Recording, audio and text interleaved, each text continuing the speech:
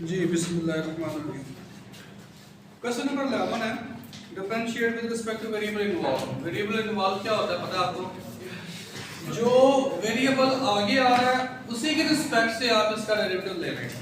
ठीक है, तो सबसे पहले यहाँ पे देखें, यहाँ पे 2 लिखा हुआ है मतलब के पावर है, और यहाँ पे ये लिखा हुआ है x का स्क्वायर, ये एंगल के अंदर है, इसको हम एंगल ही पढ़ेंगे, x स्क्वायर एंगल में है। ठीक है, तो derivative of y with respect to x, सबसे पहले जो 3 स्टेप बताए थे, पहला स्टेप पावर रूल, इस पे पावर रूल लगेगा। पावर पहले, पावर में से 1 माइनस 2 माइनस 1 एंगल, और तीसरा स्टेप था मतलब कि दूसरा स्टेप होगा tan के ऊपर। tan का क्या आता है secant स्क्वायर ऑफ एंगल, और एंगल का 1। मतलब 3 स्टेप ऐसे था कि पहले पावर को लिखना और उसके बाद फंक्शन को, और तीसरा स्टेप है एंगल को। 3 तरह से हम इसको देखते हैं डेरिवेटिव के सेंस में। ठीक है, अब आगे आते हैं, तो यहाँ पे देखें प्लस लगा लें पहले। अब इस कॉट को देखें, कॉट ऑफ एंगल, कॉट का डेरिवेटिव होता है माइनस कोसेकेंट स्क्वायर और साथ एंगल, एंगल क्या है x का स्क्वायर। ठीक है, अब इसके बाद चूंकि डायरेक्ट फंक्शन का स्टेप 2 से ही बात शुरू हुई है, यहाँ पे पावर नहीं थी, दैट्स व्हाई कॉट का माइनस कोसेकेंट स्क्वायर एंगल। अब स्टेप 3, एंगल का क्या डेरिवेटिव आएगा? एंगल का आता है 2x फर्दर 1। तो यही हमारा आंसर है। इसको बस एक लाइन में आप थोड़ा सा अरेंज करके लिख दें ऐसे, और कुछ भी नहीं करना, कोई इसकी सिंपलीफिकेशन भी नहीं हो रही। इसको 2x को चलो पहले लिख लो, कोसेकेंट स्क्वायर x का स्क्वायर, इस तरह करके यही हमारा आंसर है। ठीक है, हाँ जी, बस यही सिंपलीफिकेशन इसकी, और कुछ नहीं, एक लाइन पर। अब हम करते बताएं कितने क्वेश्चन हो गए थे बड़े? 14वां हो गया था। इसको 1/sin लिख सकते हैं, कुछ फायदा कोई नहीं होना, करना तो कर लो, फायदा कोई नहीं है, निकलता कुछ नहीं है सिंपलीफिकेशन में। या तो कुछ निकले ना, कुछ कट जाए, एलसीएम ले ले, लाइक दोनों मुख्तलिफ चीज y बराबर है sin 3 cos 2b। इसकी वजह से जरूरत है बंद कर दें, आप ऐसे इजी फील कर रहे थे इसके साथ, इसके बगैर। अच्छा, अब आप देखें यहाँ पे, जैसे मैंने आपको चीज बताई है, 3 स्टेप हमने देखने होते हैं ना। पहला स्टेप पावर, पावर क्या है? 3। उसके बाद फंक्शन, फंक्शन कौन सा है? साइन। तीसरा स्टेप एंगल, एंगल क्या है? cos। तो तीनों स्टेप नजर आ रहे हैं स्वाद में? तो तीनों स्टेप परफॉर्म कर रहे हैं बस। and differentiate with respect to variable involved, और variable involved क्या है? v। so differentiate with respect to v, so derivative of y with respect to v, बस वो जो रखिएगा। हाँ जी, पहला स्टेप 3, पावर पहले, पावर में से 1 कम है तो इसको 2 कर दिया, और साथ एंगल वैसे ही, क्योंकि ये तो एंगल ही है ऐसे। अब पावर वाला मामला हल हो गया। अब आगे बढ़ी साइन की, फंक्शन की, step 2 cos sine angle, sine चला जाता है डेरिवेटिव में cos ऑफ एंगल, एंगल क्या है? 2v, cos 2v। अब इसके बाद जब साइन का डेरिवेटिव आ गया cos एंगल, अब एंगल की बारी। अब एंगल में कौन सा फंक्शन है? cos का।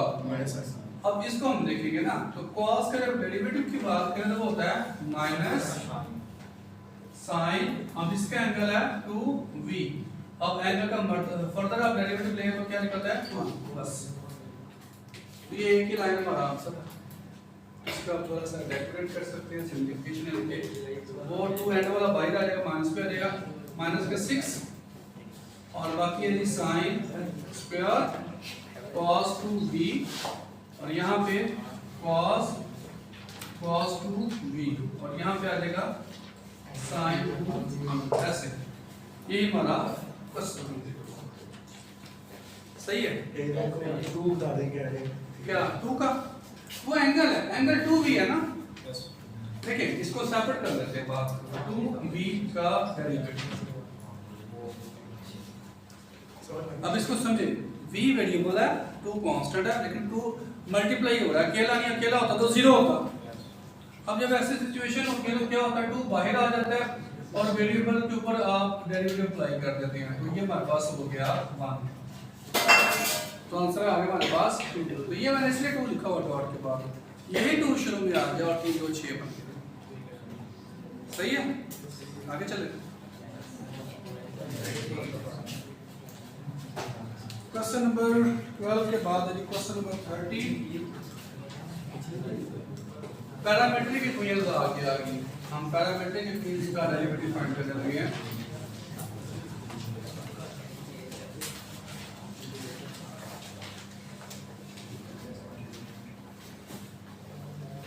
क्वेश्चन नंबर 13 का पहला पार्ट है, इसके 2 पार्ट है, मिलते हैं।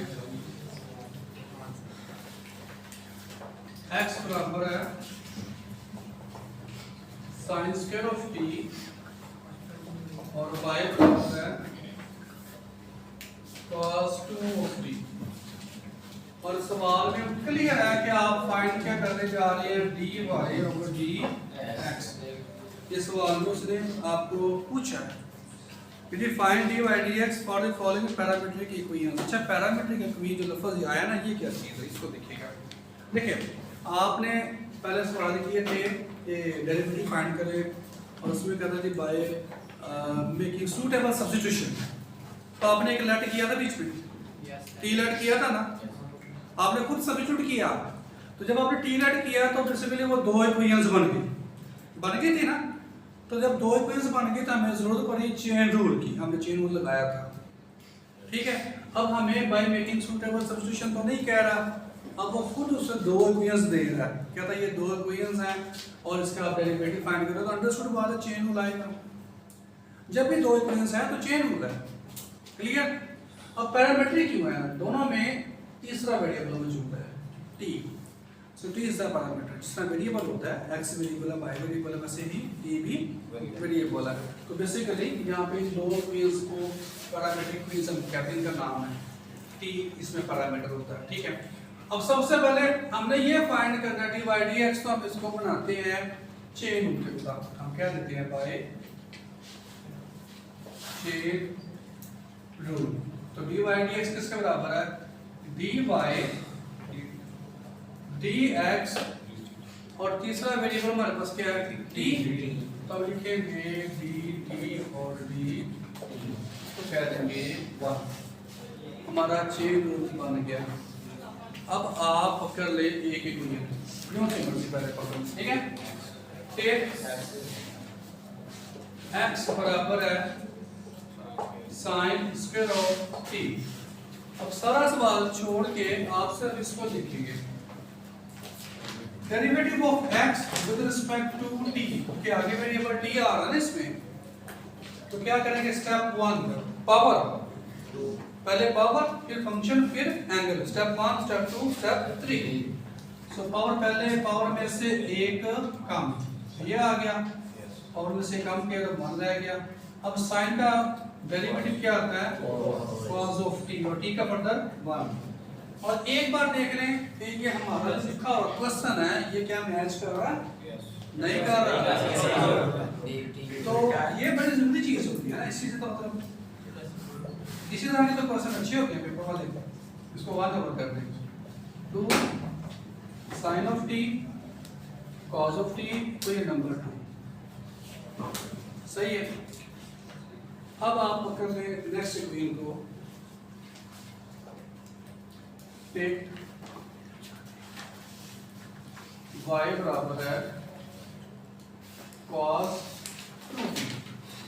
हाँ जी, derivative of y with respect to t cos, यहाँ पे देखिए पहला स्टेप नहीं है, पावर नहीं है, तो पहला स्टेप मतलब दूसरा स्टेप लगेगा cos एंगल, एंगल और प्लस 2t है ना, तीसरा स्टेप होगा। ठीक है, तो cos का क्या आता है, माइनस sin 2t, और 2t का क्या आएगा, तो देखिए मैच करेंगे वैल्यू, ये ठीक है मैच है। तो इसको आप कह लें 2 को बेशक शुरू में लिख लें, -2 sin 2t इक्वेशन नंबर 3। अब आप पुट कर दें 2 एंड 3 को in 1. So dy over dx बराबर है, वैल्यूज पुट करेंगे इसमें dy dt हमारे पास आया ये वाली वैल्यू -k2 sin 2t और उसके बाद है dx तो 1 over 2 sin t और cos of t ये वैल्यू वापस है। इसकी बड़ी खूबसूरत सिंपलीफिकेशन होती है, देखिएगा आपने यहाँ इसको ओपन कर लेना या इसको क्लोज कर लेना, डबल में कर दूंगा जो हमने पढ़ा हुआ है।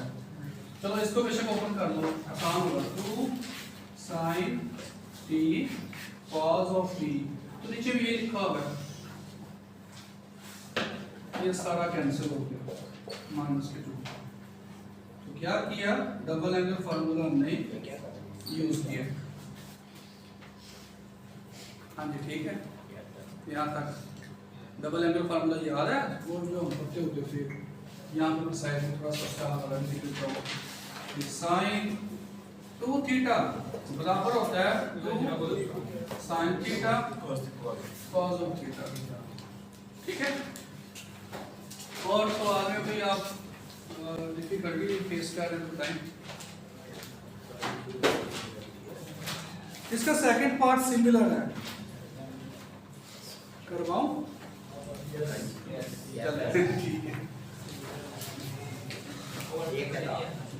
एक तो करवा दिया, दूसरा ही रह गया, तो दूसरा भी करवा देता हूँ।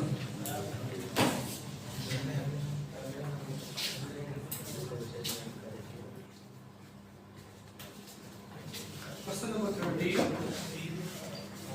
सेकंड पार्ट, और ये हमारी एक्सरसाइज कौन सी चल रही है, 2.1 x equal to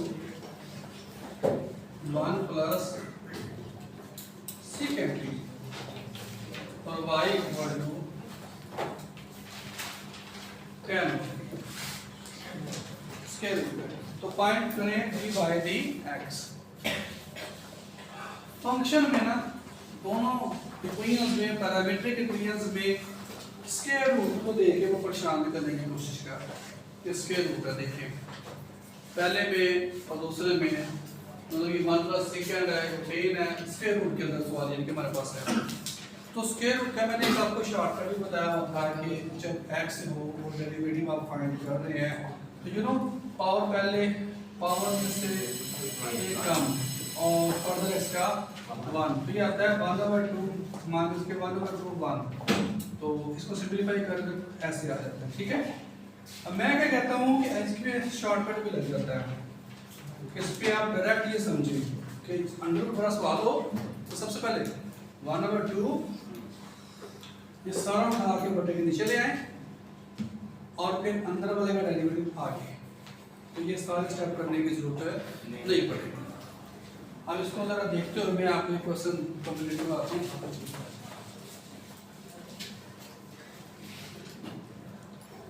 हाँ जी, चेन रूल बना लें, derivative y with respect to x, तो dy और dx, तो यहाँ पे क्या आ जाएगा dt। Equation number 1। Equation number 2, x ले लें 1 प्लस secant t है, so derivative of x with respect to t under root है। अब जो मैंने तरीका बताया ना वो लगाएं, 1/2 ये सारा ऐसे secant t। अब इसके अंदर वाला का डेरिवेटिव, तो यहाँ पे डेरिवेटिव लिखना तो 1 पे क्या आएगा 0 प्लस secant का डेरिवेटिव। secant का डेरिवेटिव क्या होता है secant t और शाबाश tan t और t एंगल का फर्दर 1। अब इसका ये वाला मुकम्मल हो गया। देखिए अब मैच कर रही वैल्यू रेसिप्रोकल लेना पड़ेगा, तो dt ओवर dx, तो इसका रेसिप्रोकल लेते हैं तो क्या होगा 2 ऊपर आ जाएगा 1 प्लस secant t और साथ क्या आ गया tan of t, इसको क्या है 2।